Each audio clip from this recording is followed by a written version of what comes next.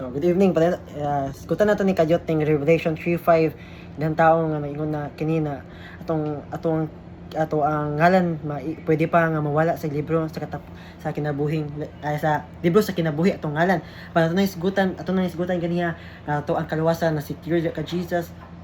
Wala na maka-erase pa dito sa libro sa kinabuhi sa atong ngalan. Aduna na kitay garantiya dito sa langit, aduna kitay puloy-anan diha pinaagi kay Jesus, dili pinahistong gibuhat but pinaagi sa gibuhat ni Jesus dito sa cross. So ingon diri sa Revelation 3:5, he that overcometh o nakapadayon midaog, the same shall be clothed in white raiment, and I will not blot out or erase his name out of my book of life, but I will confess his name before my Father and before his angels. So, ingon sila ani nga katulad ng makapadayon o madaog ang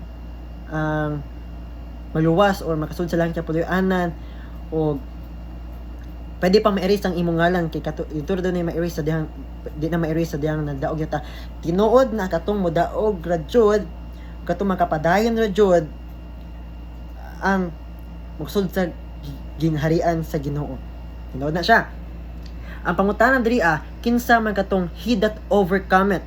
Sabutan ngati word diri Isa na lang he that overcometh basanan dra kadyo. So kinsa man ning mo padayon kay katulad ng mo overcome ang maluwas tinuod. But ingon na o kining diri I will not blot out his name out of my book of life, but I will confess his name.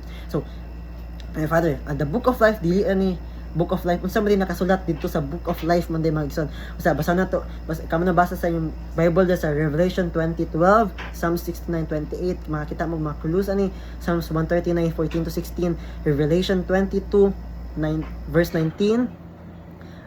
O kani atong basahon lang karon diri sa 1 John 5:4 to 5. Kay diri kay ingon diri aman diri wala.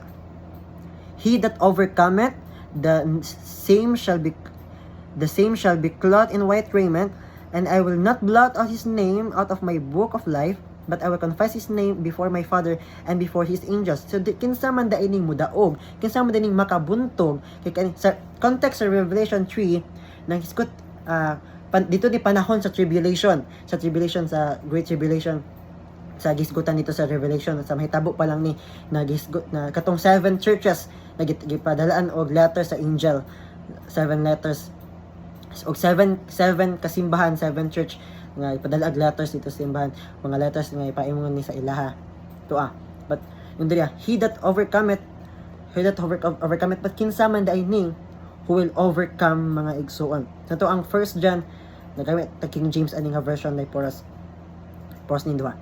1 John 5:4 to 5. For everyone born of God overcomes the world. This is the victory that has overcome the world, even our faith.